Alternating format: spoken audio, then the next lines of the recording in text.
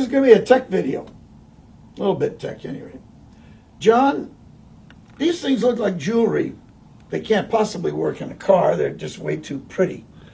You've made over 3,000 horsepower for a long time using a stock Texas block. A stock frickin' block. Ford Motor Company told you, Ford Racing said you can't do it. And yet they've seen your car run and they walk away shaking their heads. Yeah, they've been over at the dyno when you've run this thing and they walk out just shaking their heads. This is a Coyote block. It is. What's your reasoning for coming up with a billet block? What is the advantage? What were you trying to achieve here? Well, for many years, obviously the Coyote is here and here to stay. We've always run the Texas stuff. Many years, guys have asked me, "Hey, why don't you do a Coyote?" And one of the first issues was the block is obviously good for what it was made for, and what it was made for was not being in a Pro Mod. Yeah. So we knew all along that the block was going to be an issue, and has been an issue, and it was an issue for everyone who tried. I just couldn't see getting behind putting together an engine to go fail like everyone else did. Didn't make any sense. I knew we'd never get to the power level that we wanted to be at. So I've got other important things to do besides fail. So I set this thing aside for a while, and back around the end of 2015, we decided to go forward with this project. We bought the material, bought a brand new CNC to do it, and then Lenco came along. So the Lenco thing and being so busy with that sort of kicked this project to the side for a while. So one day over lunch, I was speaking with Brad Anderson about it, and he said he wasn't all that busy, and I said, hey, I got to care for that. Let's work together, and let's put together something. So this is a culmination of that. We spent the better part of a year, not working on it diligently, but working on it slowly to iron out the details of what we wanted, where we needed material, what needed to be addressed in the Coyote block from the top to the bottom. I work with his programmer pretty much exclusively on all of the details of this thing. The details, if you really look at it, are very nice. Even down to the points of the direction of the machining.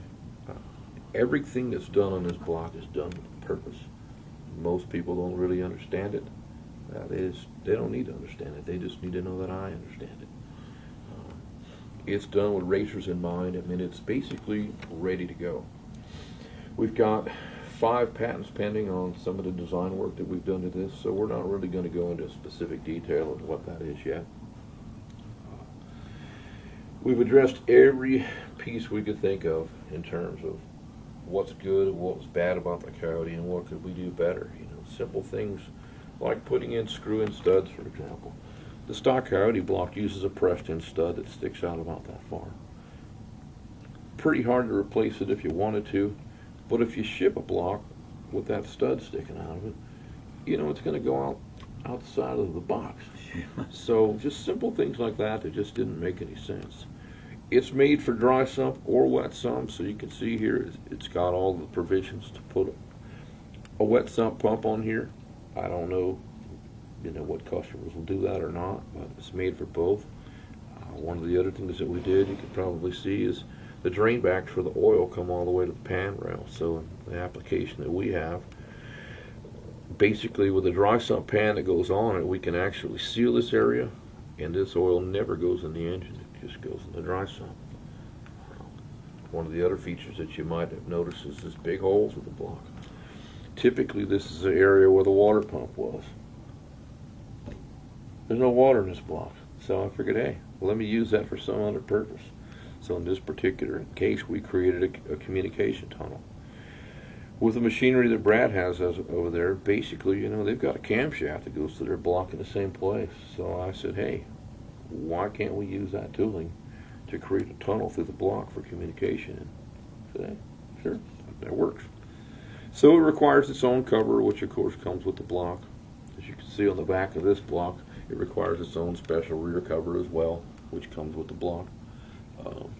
This cover is O-ring and sealed, so there's no need for silicone or anything like that. It just bolts on and goes.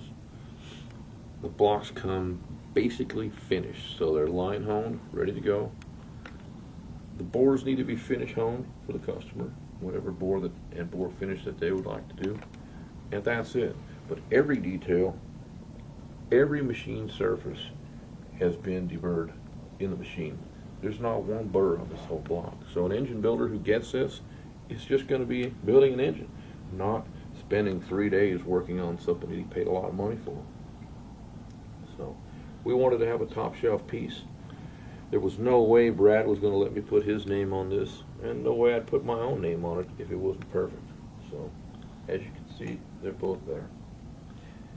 Well, with your experience running the 4.6, 5 race car engines in your Pro Mod, and knowing what you know about the Coyote, because I know you have studied that a lot, I can certainly understand why someone would want to pick your brain, and this is what your brain came up with. So far. I mean, if you look back and you say, well, we went 580s with cast block, 280 inches. This thing's clearanced for 3.8 inch stroke, so we could make up to about a 320 inch motor if we needed to. But imagine if we went 580s with 280 inches, what are we going to do with 320? Yeah. Imagine that. And a piece that's not going to fail. You know, our textured block stuff, at the end, we started ripping out the center mains of the block. It's just a cast block. I mean, we did way more than anyone expected we could do with that. This is not going to be the case with this. It's not coming apart. It uses steel main caps. One thing that should be discussed on this stuff is you cannot use an aluminum main cap on one of these engines. There's just not enough real estate here to hold the crankshaft in at that much power. Others try. I don't know what they're doing. Seems like a really bad idea. One of the other features that has certainly been addressed is the rods that's going to go in these things. Never ran aluminum rods. Never going to run aluminum rods. There is not enough real estate in this hole to put the right size aluminum rod that won't break. Many guys have tried. Everybody's failed. So we're not even going to sell this thing to someone who says anything about an aluminum rod. It's not going to happen. It's made for a steel rod.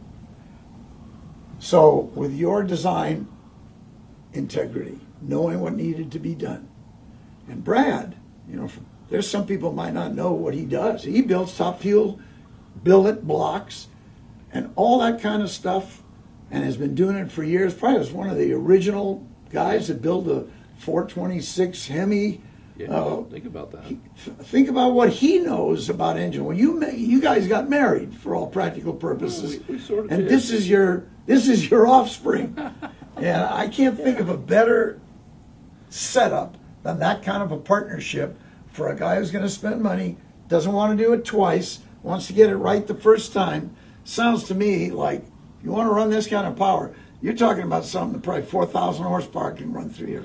It's capable. I mean, the cylinder heads really is going to be the next hold up on this whole project. But really, the block's not going to be the issue. And part of the reason why we partnered with those guys is we had a great opportunity. They've built 3,000 or 4,000 Hemi blocks already. They've got the process down. They have the machinery down. And the material. Everything that needs to be done, Something specific about the material that should be talked about is the process that we go through on machining this block. Other people, because of their lack of knowledge, simply get a big billet block and just start making chips. But the one thing that they don't know, that I do know, with the background that I have in metallurgy, is you cannot take a piece of material this thick and have the heat treat to be proper throughout the block. You can go to any of the aluminum suppliers, Alcoa, the people that supply this particular billet. I actually have a letter from them specifically stating that they could not and would not guarantee core hardness of the block. So the process is you have to rough machine it, set it out for heat treat, finish machine it. That basically confirms the hardness throughout the block and stability. So we don't have to worry about, as soon as you start running the engine, the part moving around because it's trying to effectively sort of heat treat itself on the fly. When it does that, it distorts. And when it distorts, maybe a crankshaft doesn't turn anymore. That's not a good thing. It could be a problem. Yeah. So You know, the process of manufacturing is really important in this. And again, other people that do stuff like this, they cut corners. Maybe they simply just don't know. They don't have the knowledge. They don't have the knowledge to even ask the question of, hey, are you sure the hardness of that thick piece of aluminum is going to be right when I machine it? Not even smart enough to ask the question. We don't have that problem. Those guys have got 30 years of machining experience building billet blocks. Yeah. So who else do you want to buy something like this from? A guy with 30 years experience of making billet blocks in every arena that's significantly higher horsepower than we're trying to make with a Coyote?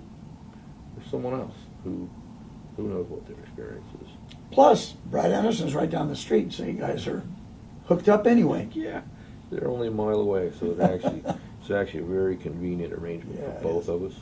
I think we're going to hear a lot about these blocks. Now, can people start to order these things?